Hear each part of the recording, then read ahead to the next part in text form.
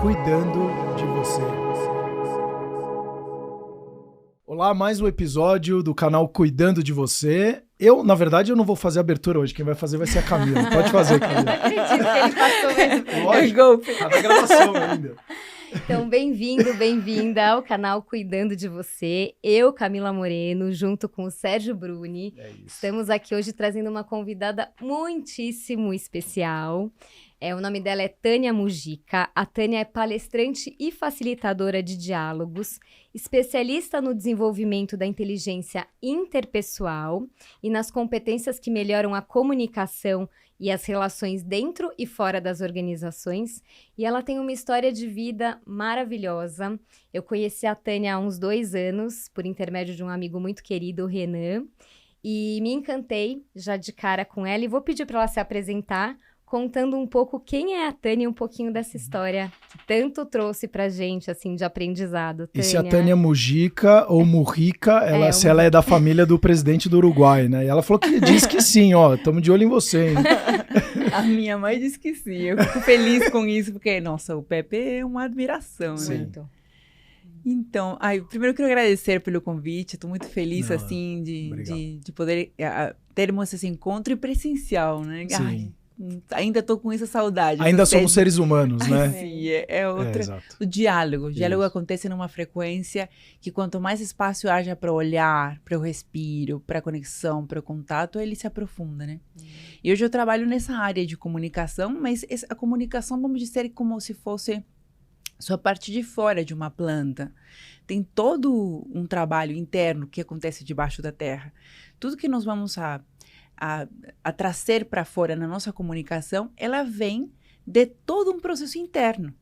Do que você pensou, como você se relacionou com os pensamentos, do que você sentiu diante daquilo que você pensou, daquilo que as histórias que você criou, como você se relaciona com cada um dos sentimentos, como lida com todo esse processo interno para depois tornar em palavras, né? E aí tem toda uma jornada que acontece. Então, trabalhar de comunicação ou diálogos, eu resumo o meu trabalho como uma facilitação de diálogos que curam. Porque para a comunicação acontecer de forma que conecte, não tem como isso ser possível sem que haja cura dentro de você. Porque estamos vivendo numa sociedade que a grande doença é a desconexão.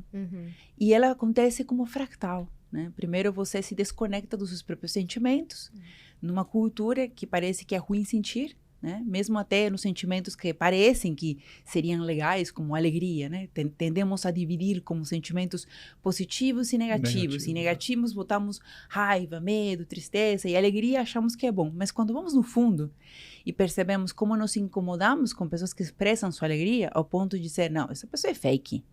Essa pessoa é infantil, não tem boletos para pagar, é imatura, né? Ou achar isso de nós porque estamos expressando alegria, nos damos conta que, na verdade, tem um grande lema dentro de nós, que é ruim sentir.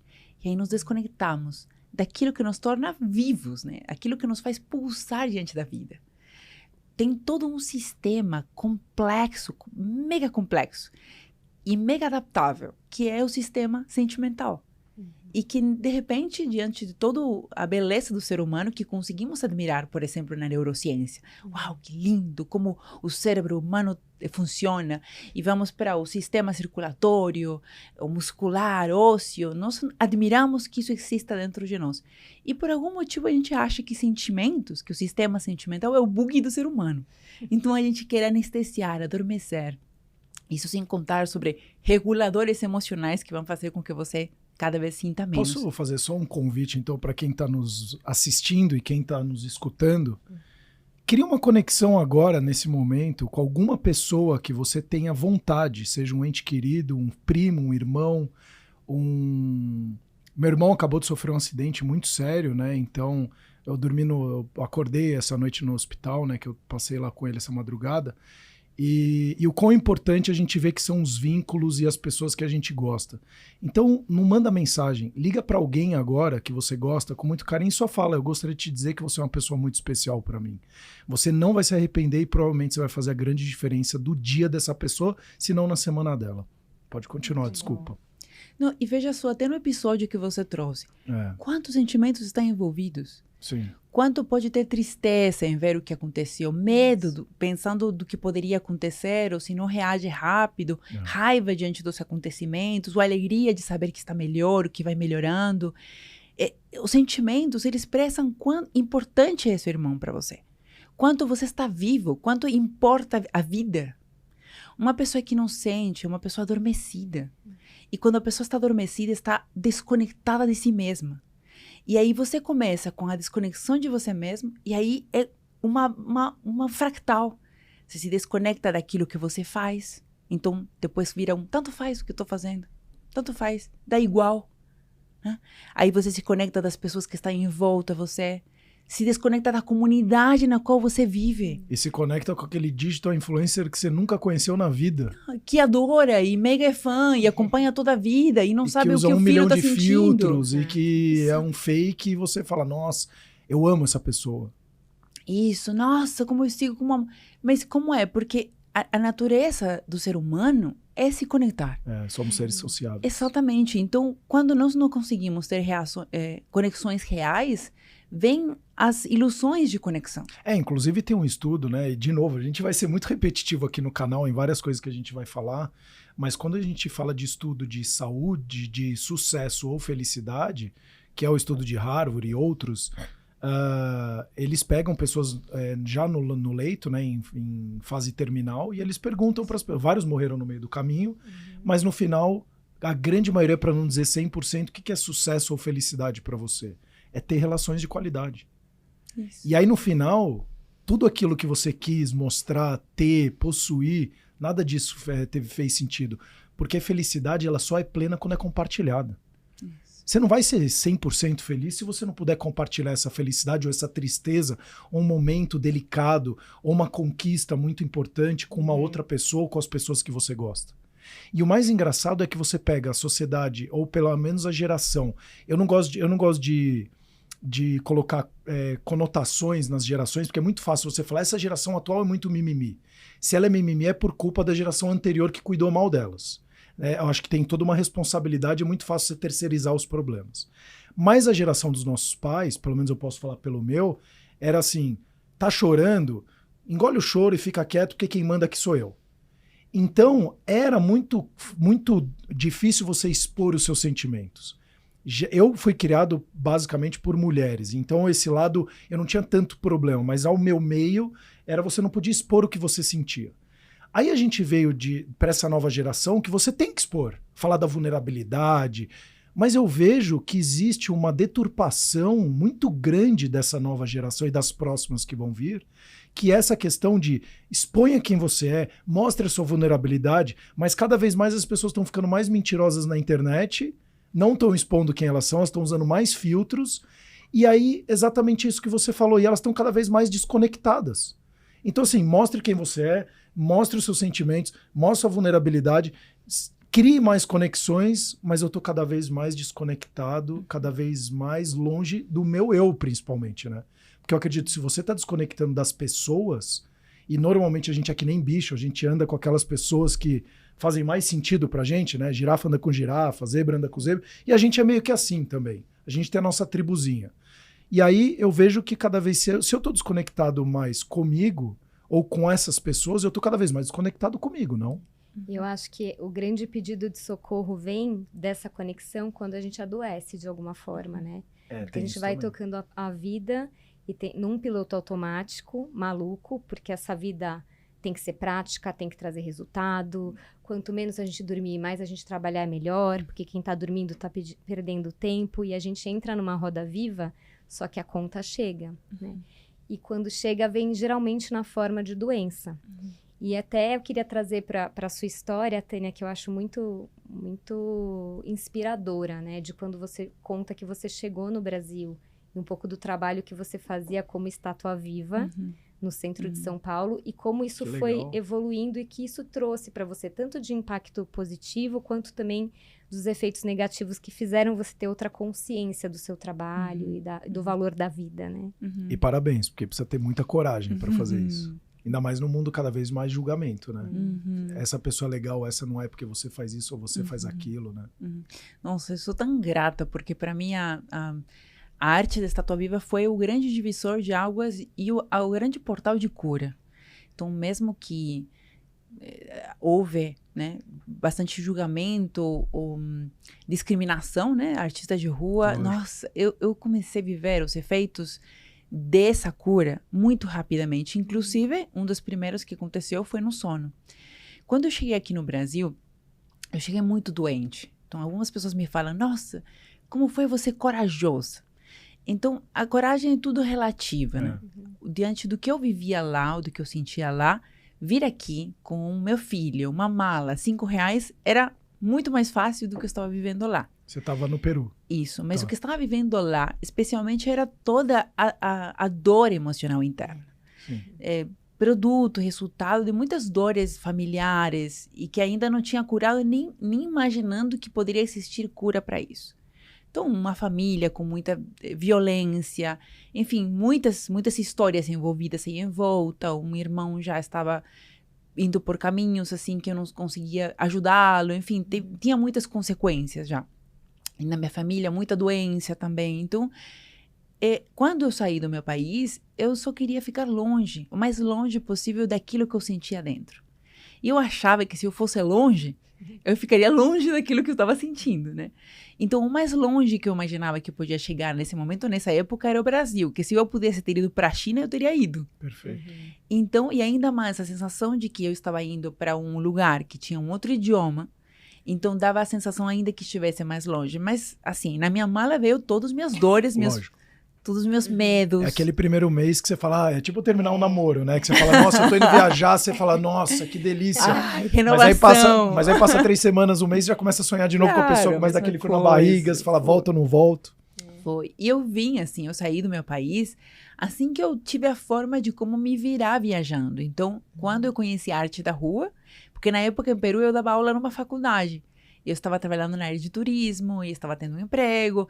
Mas quando eu conheci a arte da rua, na praça, perto daquela faculdade, eu percebi, nossa, se eu aprender a fazer quadros, pintar quadros, eu vou poder viajar, ir longe. Só queria saber isso, ir longe, com um filho pequeno. Hoje, eu acho, algumas pessoas falam, nossa, que lindo, que corajoso. Eu falei, não, meu Deus, que irresponsável, que, né, com um filho pequeno, sem dinheiro. Mas é isso que você estava falando, uma pessoa está doente, está com dor, ela se torna inconsequente, ela é capaz de fazer qualquer coisa. Seja você, sem planejamento nenhum, ir com uma mala, um filho, seja você se desconectar de tudo e todos, ou tomar decisões que terminam sendo trágicas para a vida, até mesmo querer se desconectar da própria vida. Sim, claro. Então, por quê? Porque isso é uma forma de querer fugir da dor. Então, quando eu vim aqui, eu vim primeiro pintando quadros. Mas quando eu cheguei no Brasil, poucos meses depois, eu já não conseguia pintar quadros, porque era proibido comercializar arte na rua. Então, um fiscal, e naquela época, né, hoje eu sou mediadora de conflitos, mas antes quem criava as tretas era eu. Eu sempre a conhecia como a barraqueira, tipo, a peruana barraqueira, tipo a noiva de Chucky. Era coisa assim, era meus apelidos. Chucky, pra quem não conhece, é um bonequinho que é um assassino, ele mata as pessoas. Época, né? Não dá pra acreditar. Não, quando eu tinha 18 anos, meu apelido era Tânia Boca Suja, de tanto palavrão que eu falava. Mas você vê, a gente leva pro mundo a nossa própria cura, né? Total. Eu acho isso muito lindo. Isso, porque a nossa medicina é a nossa história, Exato. né? Quando a nossa medicina se torna a nossa medicina se torna a nossa própria história, isso vai curando a gente interminavelmente. A nossa então, medicina, a nossa própria história, gostei. Muito. Então, e a comunicação é a flor, é a parte interna, externa da flor, né? Que você falou, a comunicação. E veja só, assim, na minha infância teve muita violência de todo tipo. Então, eu sei o que que a comunicação te estralhasse por completo, te fragmente. Então, se você conhece um extremo e você entra para o caminho de cura, você já sabe o que não funciona. Cami e eu fizemos uma vez um treinamento treinamento mega transformador, inclusive estou para fazer um aprofundamento que começa amanhã. Quero levar todos aqui pro Nossa, próximo. é maravilhoso. E esse é acho que um melhor treinamento que eu já conheci, assim, de inteligência emocional.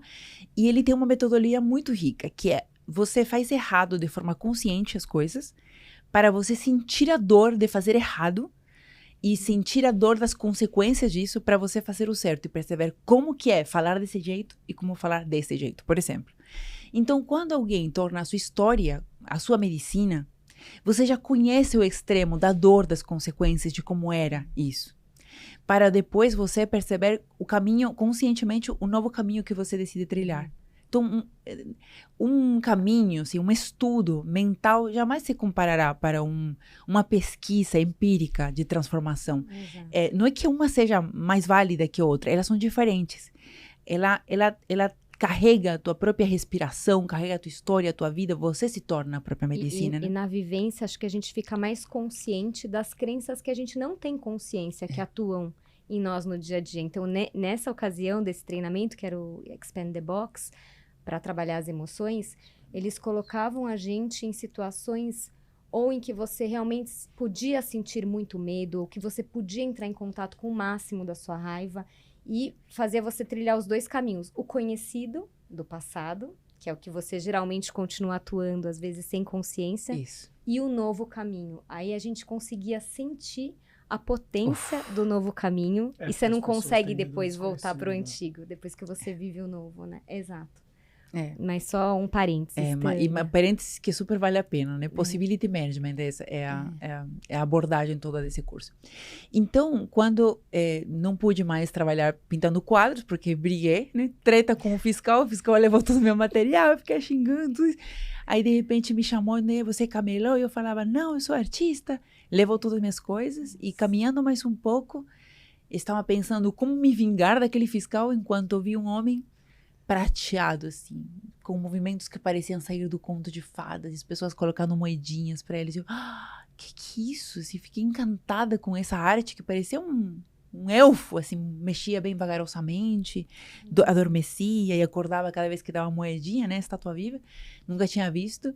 E aí eu perguntei para uma mulher do lado assim, o fiscal pega as coisas dele? Assim, não pega não, porque ele não vende nada.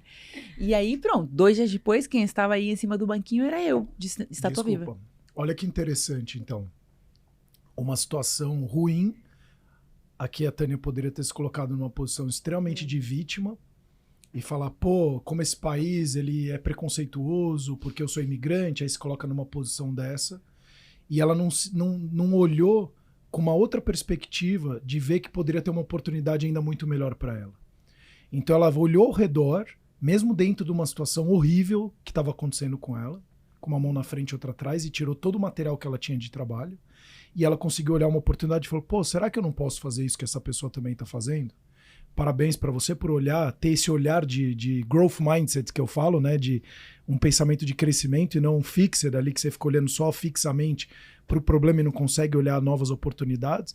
Mas para você que está ouvindo e que está nos assistindo, tente enxergar as coisas na sua vida também com outras perspectivas, porque talvez aquele momento que esteja acontecendo para você parece um clichê, mas talvez esteja abrindo portas para coisas muito mais interessantes. Desculpa, Tânia. Sim.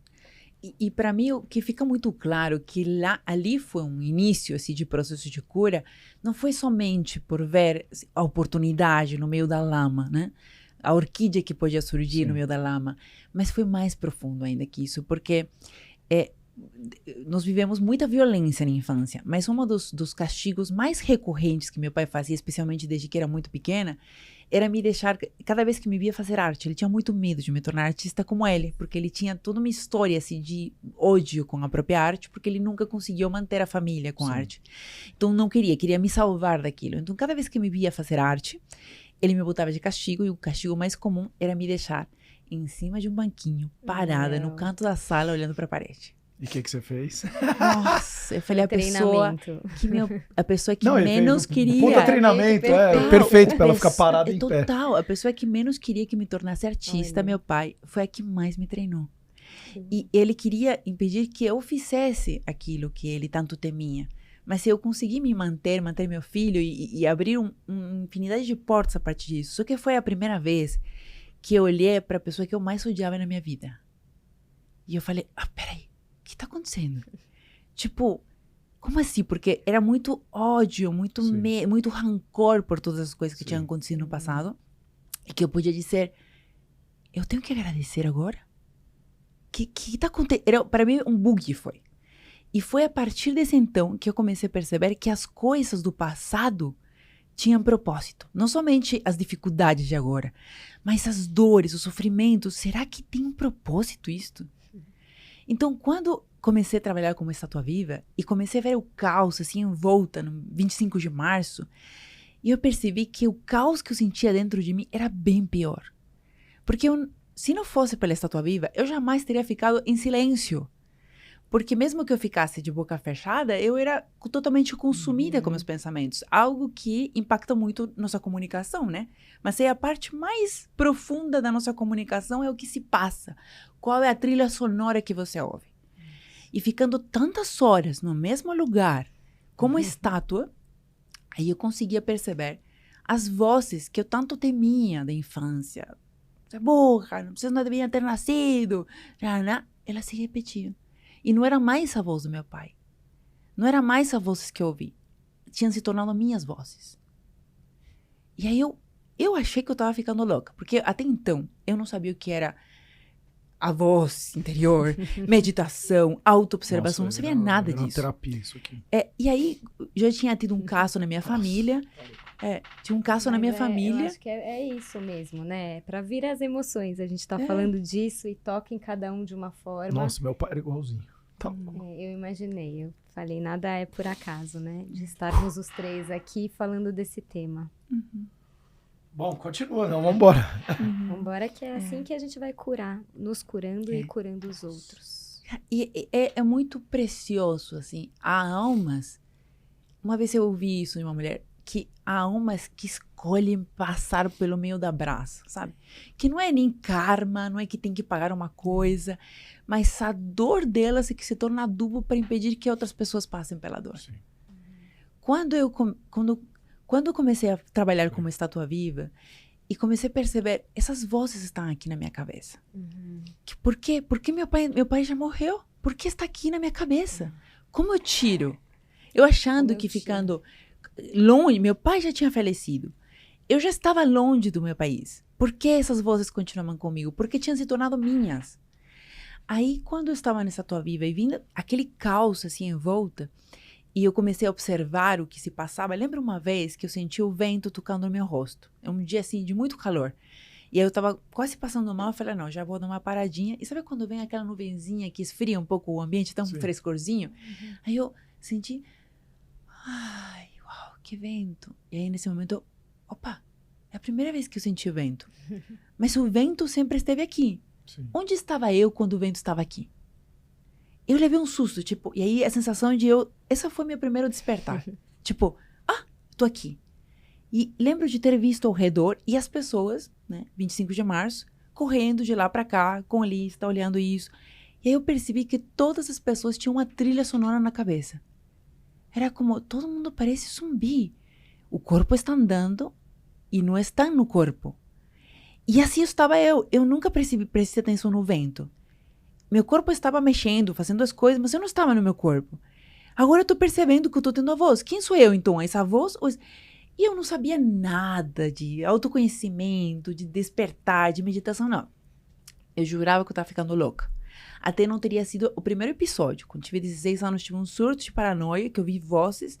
E tive um tio que a vida toda viveu internado. E eu sempre tive medo. Nossa, pode acontecer comigo. E eu comecei a ter medo. Será que eu tô tendo algum surto assim, alguma paranoia? E eu peguei um diário que começa assim, olha. Este aqui é um diário para meu filho, Israel Mujica. Se um dia eu perder totalmente a consciência, você saberá o que aconteceu. Nossa, eu me lembro muito, porque eu realmente achei, nossa, eu posso me perder. Como assim? O que tá acontecendo dentro de mim? E aí eu falei assim, eu não sei o que tá acontecendo comigo, mas quanto mais tempo estátua eu sou, parece que eu mais inteligente eu fico. E esse inteligente que eu queria dizer era eu tô entendendo as coisas que estão se passando dentro de mim. Maravilhoso. Aí eu comecei a perceber que na rua, com as pessoas e comigo, acontecia uma troca. Eu comecei assim, a esquecer que eram moedas, que era dinheiro que colocava. Era uma troca. Porque essas pessoas ficavam zumbis e quando elas paravam em volta da estátua viva, elas davam uma pausa. Coisa que as pessoas no centro de São Paulo nunca davam.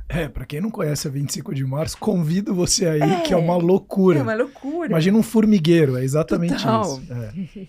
Aí eu falei, nossa, então eu dou de presente para elas uma pausa. E quando elas colocam a sua vida em forma de dinheiro, porque eu percebi que quanto cada minuto eu ficava ali, dava a minha vida, eu ganhava, recebia esse dinheiro. A mesma coisa, as pessoas trabalham e essa energia vital, ela é trocada coincidentemente, por dinheiro, moedas. Então, elas não estão dando dinheiro, estão me dando vida.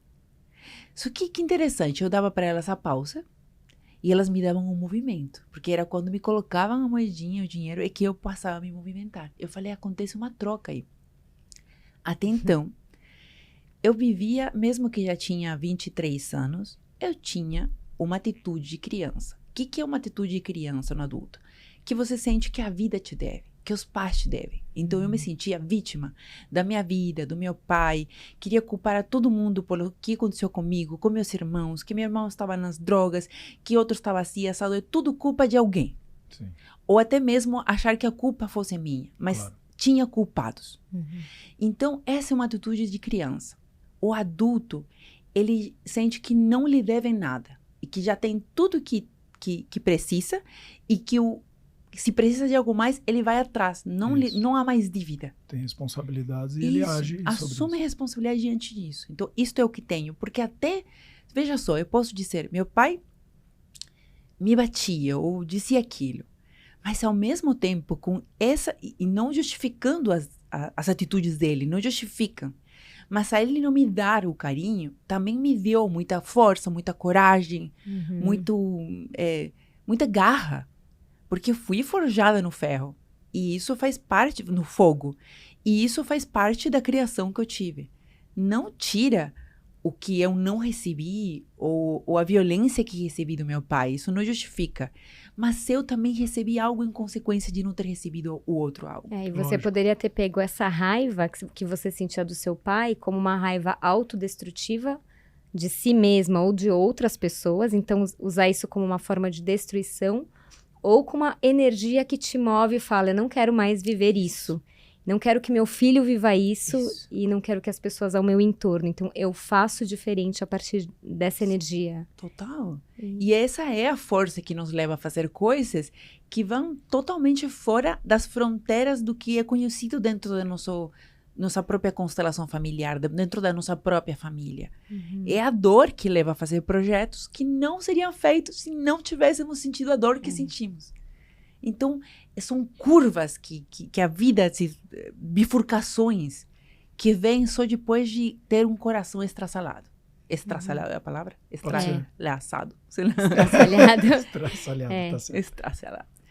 Então, é na própria Estátua Viva que começou a acontecer essa transformação, assim, e mudança, e eu no diário colocava o que acontece, e as mudanças começaram a acontecer, porque além de estar doente emocionalmente, desde os 17 anos, eu dormia 8 noites por mês. Era 2 noites por semana apenas. Eu, desde os 17 anos, não dormia. Desde os 17 anos, eu fumava 3 maços de cigarro por dia. Meu Deus. E aí eu vivia, assim, com 18 anos já tinha gastrite, 21 anos tinha úlcera.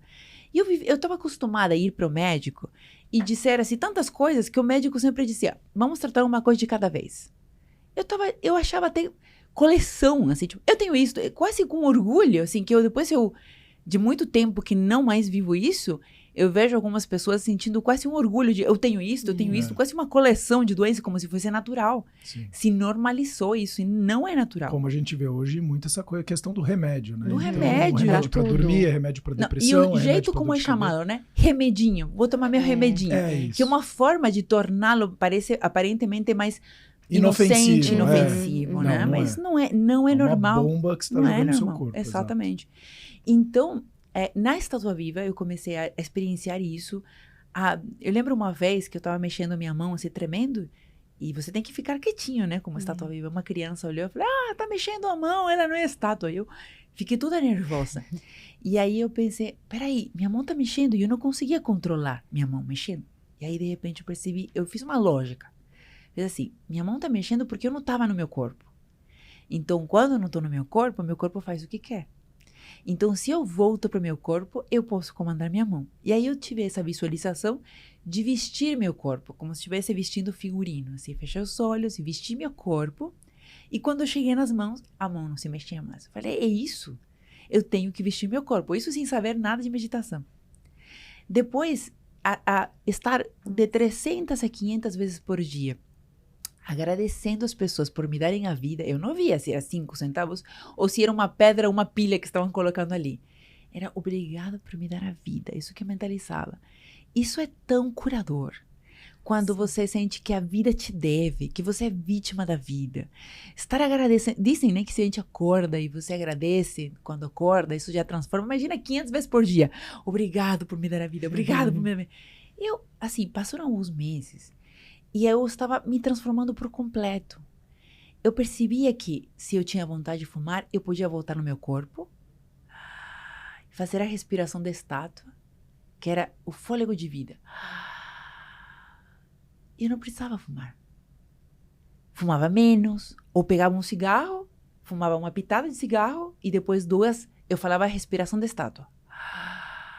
Que eu fazia essa performance. Olha só, a performance da estátua viva, eu falava que era um palco diminuto de uma peça teatral de 1 minuto, sim. Então, a peça é, eu não tenho vida, eu acordo pra vida, e depois eu agradeço e volto a não ter vida. Tu não tem passado, futuro, você não tem vida e tem vida só. Então, ao acordar, eu sentia a respiração como se fosse a primeira vez. E aí sentia meu corpo como se fosse a primeira vez. Eu olhava minhas mãos, olhava as mãos do outro, o olho do outro, e era como nos parecemos. Foi você que me deu a vida? Obrigado.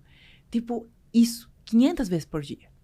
E aí, isso gerava uma sensação em mim de conexão com o outro. Porque até então, eu falava, eu não gosto de pessoas. Quantas pessoas falam isso? Eu não gosto de pessoas. Tem muitas pessoas, eu não gosto de pessoas. Gente, o natural do ser humano é gostar de pessoas. Pode ser mais introspectivo, extrovertido. Eu jurava que eu era introspectiva. Não era. Era traumatizada só isso. E a única forma de não me ferir novamente é não criar conexões. Muitas pessoas que acham que são, na verdade, introspectivos, são pessoas com feridas. Sim. A melhor forma de proteger a ferida é que ninguém encoste nela. É lógico. Então... põe um band-aid ali, né? Isso. Tapa ela. Não, e coloca uma cerca para ninguém encostar. Sim. Né? Então, não cria amizades, não aprofunda relações. E, às vezes, essa pessoa, ela se fecha porque no passado foi importante esse fechamento para ela se proteger de algo, como você. Então, toda vez que a gente faz esse mergulho interior, a gente vai desvendando camadas. Eu sinto que cada dia eu desvendo uma nova de mim mesma. E tem muita dor envolvida. Então, por isso que às vezes dá medo. Mas toda vez que você põe luz naquela dor, ela já se dissolve um pouquinho. E, de repente, você vê que, poxa, se eu sou extrovertida, eu poderia usar todo o meu potencial para estar falando com mais pessoas, para estar levando o meu conhecimento, e você deixa de fazer isso muitas vezes por não se conhecer e não saber da sua potência. Mas acho que precisa dessa coragem, né, Tânia, que você teve, a coragem, eu digo assim, nesse sentido de agir com o seu coração e sair um pouco da mente. Eu até queria trazer uma sugestão, que a gente sempre traz aqui algumas coisas práticas para você que está nos ouvindo, né, de começar a perceber os diálogos que sua mente traz para você. E se você puder, faz isso durante 10 minutos por dia, anota, porque é um falatório sem parar. E às vezes a gente acredita no que a mente está falando para a gente, e nem tudo que ela fala é verdade. Então, só esse exercício de anotar esses diálogos internos já vai dissolvendo isso e te permite estar mais na sua presença e garantir que você vai usufruir das oportunidades que o mundo te traz. Porque quando a gente fica na nossa cabeça, a gente deixa passar todas as infinitas possibilidades que a gente tem, né, para agir, de encontros importantes que podem acontecer, de possibilidade de fazer diferente. Então, eu acho que você foi uma mestra da meditação durante esse período em que você também foi a estátua viva, porque isso era meditar o tempo todo, a todo momento. Sim, inclusive esse exercício que você falou agora, eu chamo ele de vômito mental. E aí a dica prática é, deixa o cronômetro 5 minutos. Sabe quando você está sentindo ansiedade, confusão mental, ai, tô com medo, indeciso? 5 minutos, que não seja nem 5 minutos e 1 segundo, não, 5 minutos cravado, porque precisa dessa tensão criativa de saber que vai acabar. Aí você pega o papel e escreve tudo que aparecer. E vai misturar com lembrança, com ideia que você tem, com pensamento que está tendo, com vontade, com coisa que você esqueceu de pagar, enfim, muita coisa. Importante que você veja, que reconheça qual é a trilha sonora. Isso. E entender assim, agora entendi. Por que estava tendo essa confusão? Várias vozes ao mesmo tempo. Agora eu as vejo, agora eu associo. Não tem a ver com, como que pode estar isso na minha cabeça? É por isso que... Todo esse trabalho da jornada de autoconhecimento, se você não fizer com amor, com conexão com você mesmo, aí que começa. Se não vem com conexão com você mesmo, ela vira um chicote. Descobri que eu tenho esse padrão, eu tenho essa crença limitante, porque eu ainda não perdoei. E aí essas descobertas terminam sendo, eu sou assim, eu sou assado. É importante olhar com curiosidade e com amor. Tipo, uau, é isto que está na minha cabeça, entendi, vou guardar aqui, eu já sei que tem isso na minha cabeça, agora tá aqui. Deixa eu pegar se tem alguma coisa importante que não pode passar desapercebido, esta conta que tem que pagar, esta coisa que eu tenho que mandar essa mensagem, entendi. E o resto, vou ficar de olho, vou ver se aparece novamente. Aí você faz outro dia, outro vômito mental e você vê que 5 dias seguidos tem as mesmas coisas. Você não é suficiente, você não vai conseguir. Este é meu pensamento mesmo ou é um pensamento que ficou comigo, assim, que era de alguém? Né? Com curiosidade, com amor, entendi o que está... Agora entendi. Não, e fica de uma forma tão mais alegre, né? Tão mais interessante. Não é nem alegre, mais interessante. Você se torna uma pessoa muito mais interessante, né? Porque quando você olha... isso que você falou, eu acho muito, muito legal, porque eu sempre falo do olhar de criança. Nunca perca o olhar de criança. Porque a criança, ela é curiosa e ela tem muito amor dentro dela, ela é muito pura. Quando você tem um olhar de criança para situações e você se coloca como a criança, não você ser infantil, não é isso, muito pelo contrário, mas trazendo esse amor, essa pureza, ingenuidade, para conseguir olhar para aquilo e falar, nossa, mas o que é esse copo aqui? Para que ele serve? Dessa mesma tranquilidade, você olhar e falar exatamente isso. Por que eu estou sentindo isso? Mas que loucura, é uma coisa minha, é do meu pai, é da minha mãe, veio do meu trabalho, que eu trabalho há 15 anos nessa empresa e todo mundo age dessa forma. E fica uma coisa tão mais interessante de um detetive ali de olhando e falando, isso aqui eu acho que tem uns rastros aqui que pode ser meu. Não, isso aqui pode ser talvez da Camila, isso aqui do Zeca, isso aqui da Tânia. Entendi, por isso que eu tô me construindo dessa forma. Legal, então o que eu posso fazer diferente? Eu posso fazer isso. Fica muito mais legal, né, do que, eu sou ruim, então não funciona. Exato. Eu chamo, sabe como é esse labor de nos tornarmos introcientistas. É como de nada adianta se consumir tanta informação do mundo exterior se tem um infinito mundo para pesquisar dentro de nós. E olhar com curiosidade, sem julgamento, da forma que um cientista faria, de, tem aqui mais algumas demonstrações aqui, né, para ver. E de fato, assim, essa jornada, ela me levou, assim, ao encontro à meditação, no fato de estar observando a mim mesma, observar o que sentia, observar o que pensava, tudo isso começou a trazer enormes meditações na minha vida, enormes mudanças na minha vida, né, a partir dessa meditação. E as duas áreas primeiras a primeira que causou enorme evolução foi o sono, a primeira. Eu lembro de trazer essa sensação de muitas noites sem dormir, sempre ficava assim, e geralmente quando estava nessa tua viva, em estado meditativo, o sono queria vir. É lógico. Então, nossa, era uma luta, assim, para mim permanecer presente, sentada, e quando chegava a noite, já queria ficar mega acordada. Então, eu falei, se na estátua eu consigo estar quase prestes para dormir... Por que à noite não? O que eu posso fazer da estátua para repetir a noite? Muito bom. Legal, hein? Aí eu falava assim, já sei, vou fazer a respiração da estátua viva. Deixa sentir as sensações, os cheiros. Eu lembro que eu comprei um bonsai de jasmim, que era meu cheiro preferido, e coloquei do lado da minha cama. E aí, nossa, até mais gostoso do que o centro de São Paulo. E eu percebia que tendo essa inspiração, porque para você ficar estático por muito tempo, não é ficando duro, você treme, você tem que relaxar. Bom, vou até trazer uma curiosidade, o Atiradores de Elite, o Sniper, ele atira quando ele solta o ar. porque é no momento que ele tá relaxado, é o momento que ele tem mais precisão. Olha. Então, quando ele vai atirar, e ele precisa de muita precisão, ele não puxa o ar e fica segurando, ele solta, pum, e atira na hora de soltar o ar. Maravilhoso, né? Olha só. Caso vocês queiram atirar, já... Se você quer ter muita precisão na vida... Gente, volta para os diálogos que incluem, obrigada. Não, mas olha que loucura, o cara tá no ápice da guerra, arco e flecha é a mesma coisa. Então, é no ápice da guerra de vida, você tá no momento de relaxamento, né? É bom, você pega surfistas de big riders, né, de ondas grandes, pro cara ficar 2 minutos naquele turbilhão, o cara precisa estar muito relaxado ali. Muito presente. É a Muito combinação presente. de tensão e relaxamento exata Lá para fora tá essa um caos, atividade. mas dentro você precisa estar muito. Porque, veja só, Artes marciais. eu fui mentora de inteligência emocional de alguns atletas, assim, no Brasil.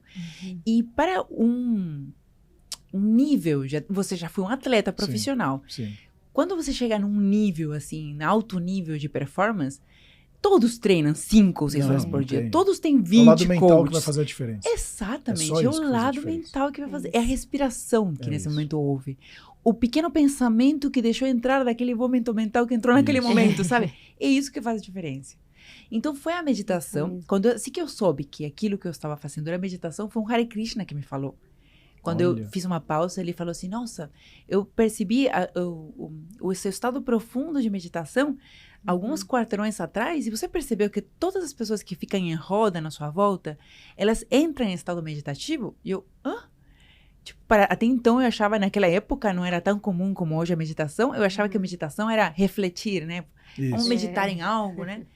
E ele, quando percebeu que eu não entendia do que ele estava falando, a gente ficou 4 horas. A anja dourada com sua asa e o Hare Krishna. As pessoas colocavam moedas durante as 4 horas que a gente ficou como falando, assim.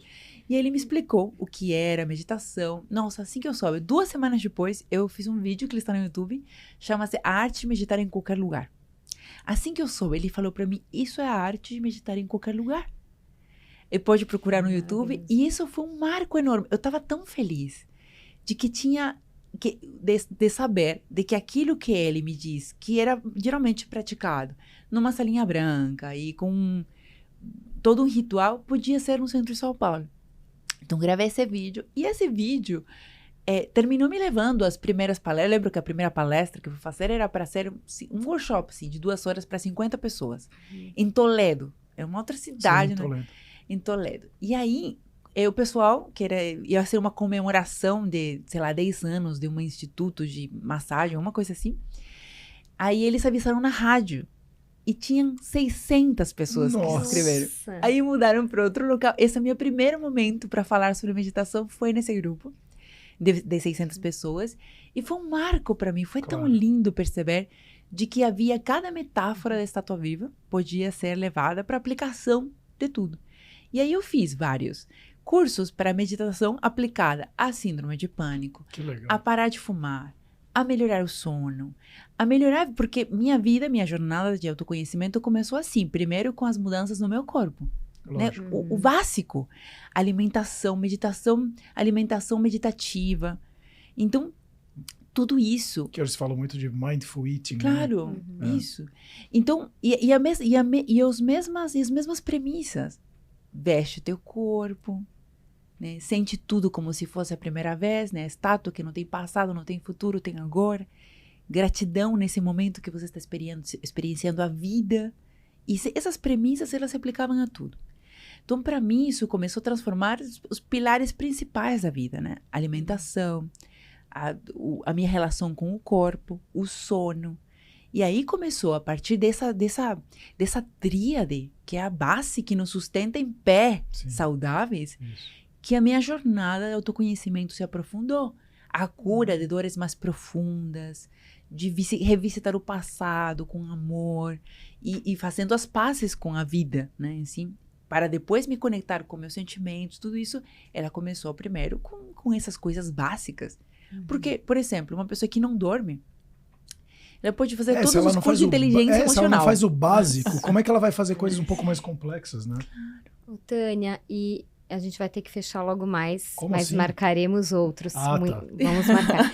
Eu queria que você, se puder, fizesse um fechamento falando um pouco do quanto você acha importante, né, essas competências quando a gente fala de nova liderança. Porque a gente também, às vezes, faz uns paralelos aqui com as pessoas que estão dentro das empresas, dentro das organizações, que também querem ter uma vida mais saudável, mais equilibrada, sem perder performance e tudo mais.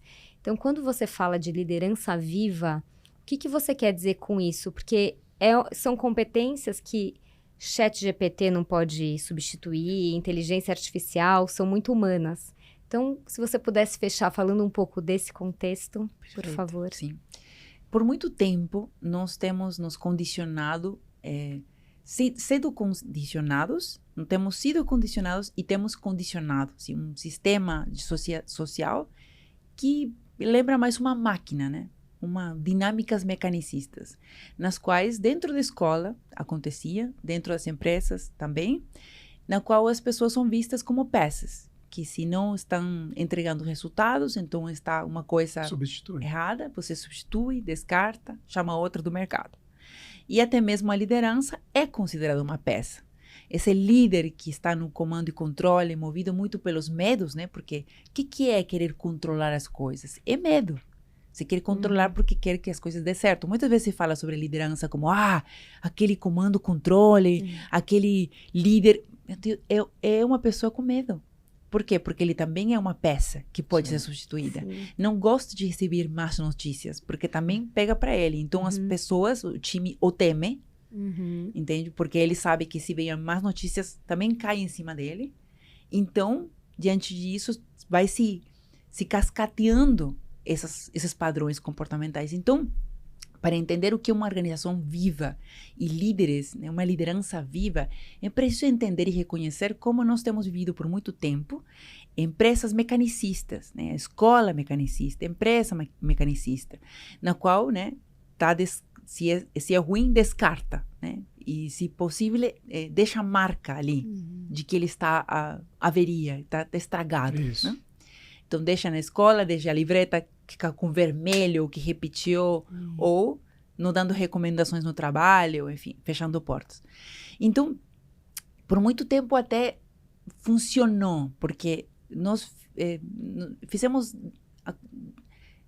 fizemos parecer que dava para controlar a vida, que o planejamento, que ele podia nos ajudar a conseguir tudo que nós queríamos do jeito que tinha sido planejado. Mas isso estava sendo refreado. A vida não é assim.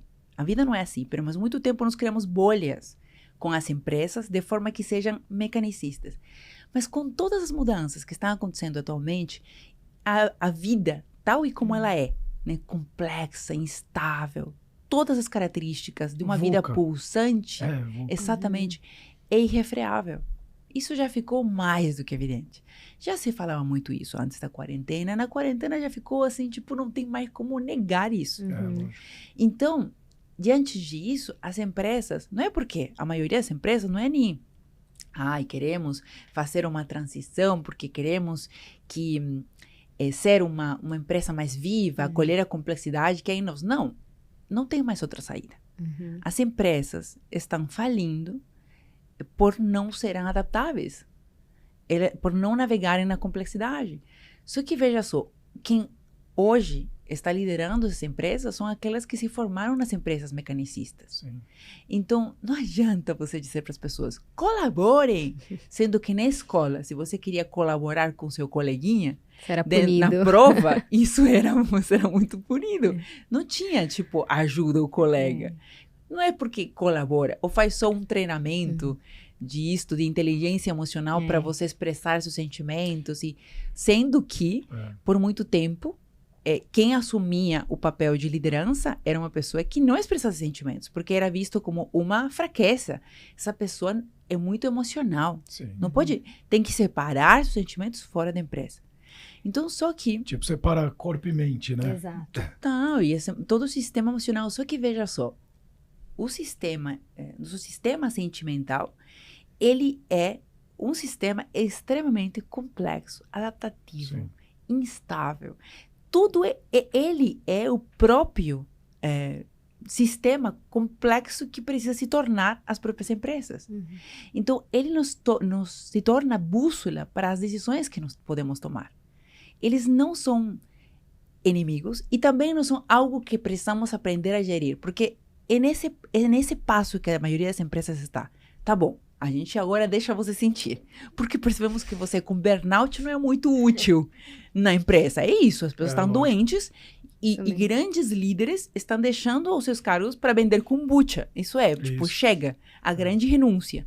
Não quero mais, depois da quarentena, e voltarem a vivenciar o tempo com suas famílias, e reparando um móvel no seu lar e fazendo a horta, as pessoas não querem mais se submeter a qualquer tipo de ambiente. Então, só que a empresa diz, tá bom, agora você pode sentir, então, mas tem que aprender a gerenciar o que está sentindo, ainda com a visão de que sentir está ruim. Mas é mais do que isso. Ele pode ser o norte para todas as decisões. A raiva, ela é a grande força da clareza, do foco. A raiva gera empoderamento. A raiva consciente.